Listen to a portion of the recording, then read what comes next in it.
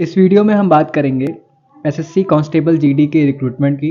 सभी कुछ मैं डिटेल में डिस्कस करूंगा। आप मेरे साथ इस वीडियो में अंत तक बने रहें और इस चैनल को सब्सक्राइब करना ना भूलें। तो ये वैकेंसी है आपकी SSC constable GD in central arm police forces, CAPF, SSF, rifleman और असम राइफल के एग्जामिनेशन की। तो अब हम सबसे पहले देखते हैं आपकी इंपॉर्टेंट डेट क्या है, आप कब से इस पोस्ट के लिए अप्लाई कर सकते हैं। तो 24 नवंबर से आपका ये रजिस्ट्रेशन स्टार्ट हो चुका है और लास्ट डेट इन्होंने रखी है 31 दिसंबर। आपके पास 31 दिसंबर तक का समय है इस पोस्ट के लिए अप्लाई करने के लिए।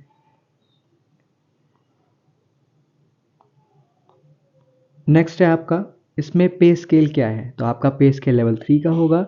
21,700 से 69,100 रुपये ये आपका पे मैट्रिक्स के अकॉर्डिंग आपकी सैलरी होगी।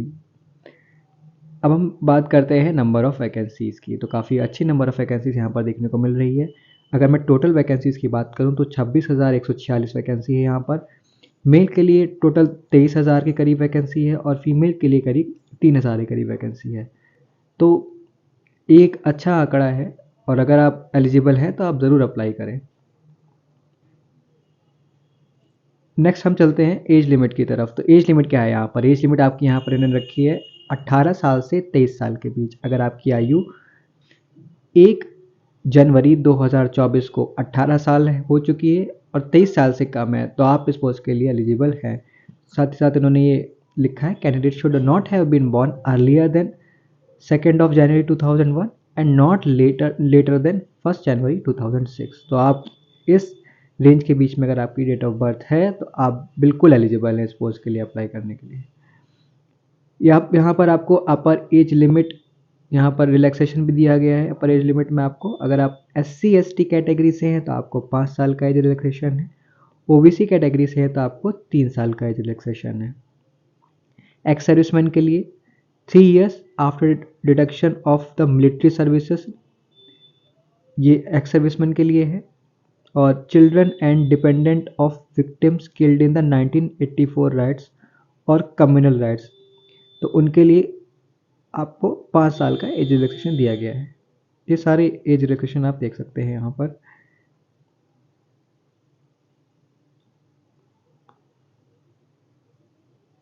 नेक्स्ट है आपका एजुकेशनल क्वालिफिकेशन क्या है इस पोस्ट के लिए। तो एजुकेशनल क्वालिफिकेशन आपके पास 10th की मार्कशीट होनी चाहिए। आपने 10th एग्ज़ाम पास किया होना चाहिए from a recognised board university. तो सिंपल क्वालिफिकेशन क्राइटेरिया है इसका। अगर आपने केवल 10th भी पास किया है तो आप इस पोस्ट के लिए अप्लाई कर सकते हैं।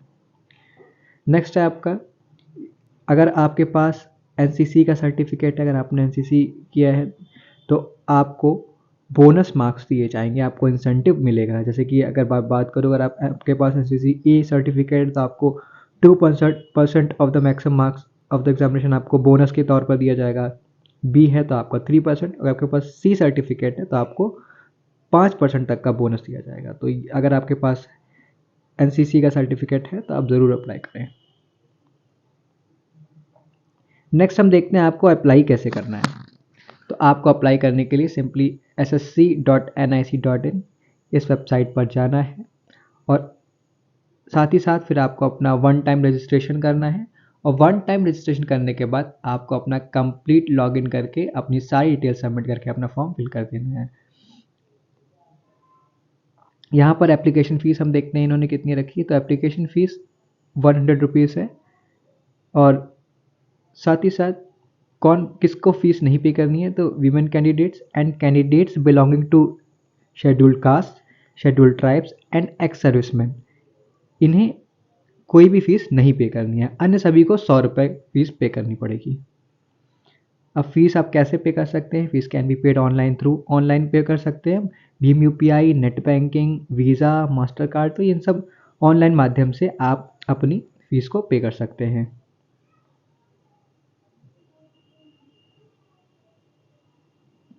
नेक्स्ट है आपका सेंटर्स फॉर एग्जामिनेशन।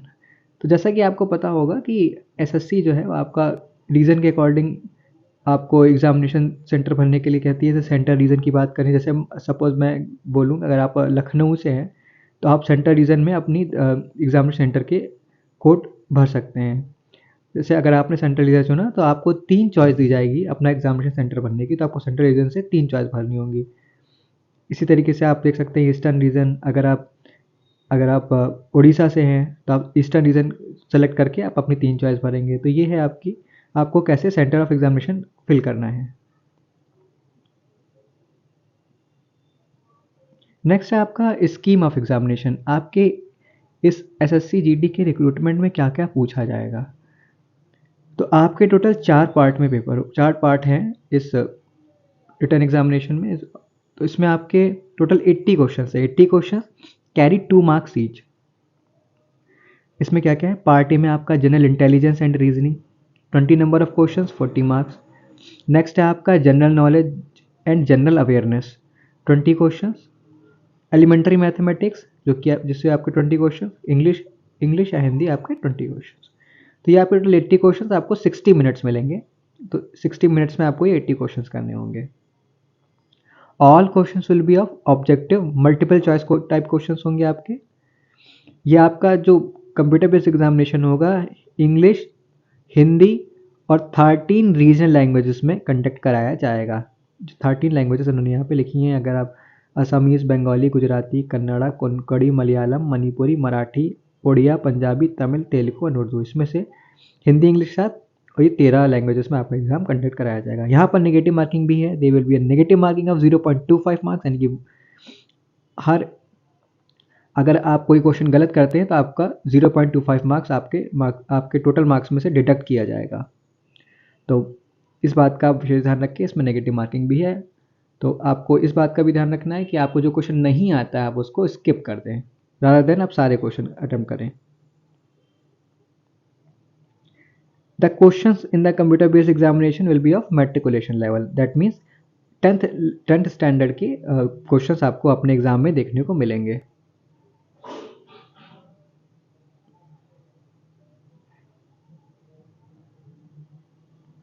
अब हम देखते हैं कि आपका सिलेबस क्या है इस एग्ज़ाम के लिए। तो जनरल इंटेलिजेंस एंड रीजनिंग में क्या क्या पूछा जाएगा, ये आपका normal analytical aptitude, verbal and non verbal, ये सारी सिमिलैरिटी, डिफरेंसेस, एनालॉजीज वाले question.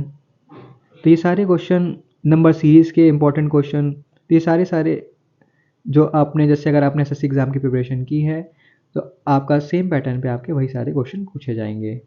General knowledge, general awareness, इसकी कोई सीमा नहीं है, इसमें बहुत कुछ है पढ़ने को। तो आपको जनरल स्तर पे अपने करंट अफेयर्स भी प्रिपेयर करना है, आपको history, geography, polity, economic, Indian constitution, scientific research, ये सारी की सारी चीज़ें आपको पढ़नी चाहिए। आपको अवेयरनेस होनी चाहिए ताकि आप ये सारे क्वेश्चन अटेम्प्ट कर सकें।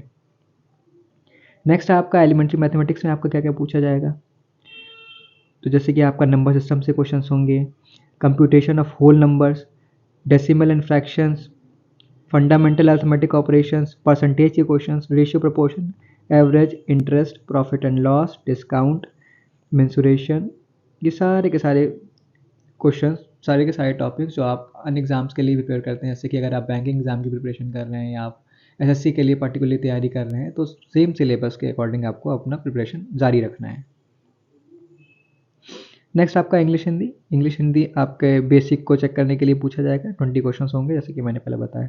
नेक्स्ट है आपका physical standard test, physical efficiency test. तो इसमें क्या क्या है आपको सबसे पहले रेस क्लियर करनी होगी with the following time limits.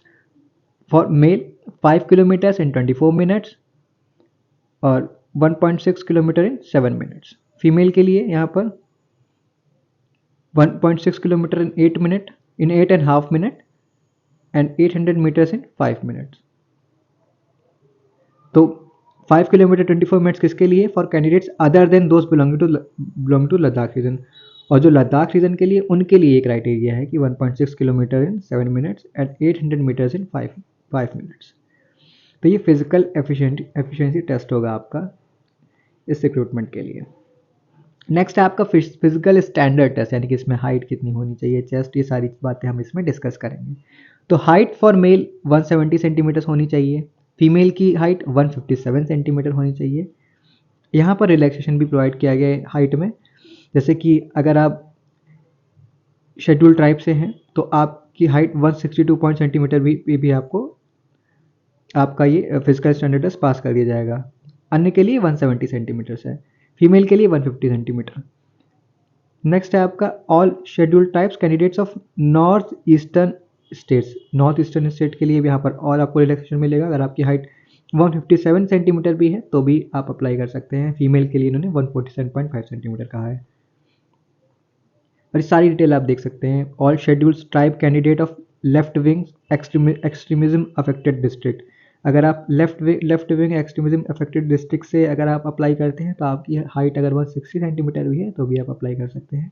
और फीमेल के लिए 147.5। तो सभी एज क्राइटेरिया है, आप इसमें यहाँ पर देख सकते हैं।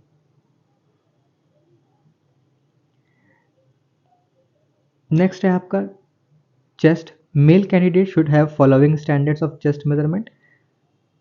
बिना फुलाए 80 सेंटीमीटर, मिनिमम एक्सपेंशन 5 सेंटीमीटर। तो ये आपका चेस्ट का क्राइटेरिया है फॉर मेल। यहाँ पर रिलैक्सेशन भी है।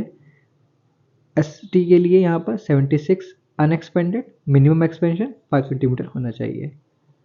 नेक्स्ट आपका जो भी कैंडिडेट गढ़वाली, कुमाऊं, डोगरा, मराठा और candidate belong to states UTs of Assam, Himachal Pradesh, Jammu and Kashmir, Ladakh, तो उनके लिए भी अनएक्सपेंडेड आपका चेस्ट 78 सेंटीमीटर और minimum expansion 5 centimetre. Next weight की बात की जाए तो आपका जो वेट होना चाहिए वो आपके हाइट के प्रोपोर्शन में होना चाहिए और एज के अकॉर्डिंग एज पर मेडिकल स्टैंडर्ड्स। तो ये भी आपको ध्यान रखना है। नेक्स्ट है आपका मेडिकल एग्जामिनेशन। कैंडिडेट्स शॉर्टलिस्ट किए जाएंगे।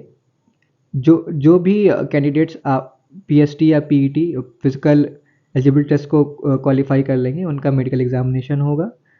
फिर मेडिकल एग्जामिनेशन के बाद आपका फाइनल रिक्रूटमेंट किया जाएगा। तो ये थी कंप्लीट जानकारी एसएससी जीडी कांस्टेबल के रिक्रूटमेंट की। अगर आपको ये वीडियो पसंद आया हो तो इस वीडियो को लाइक ज़रूर करें। Thank you.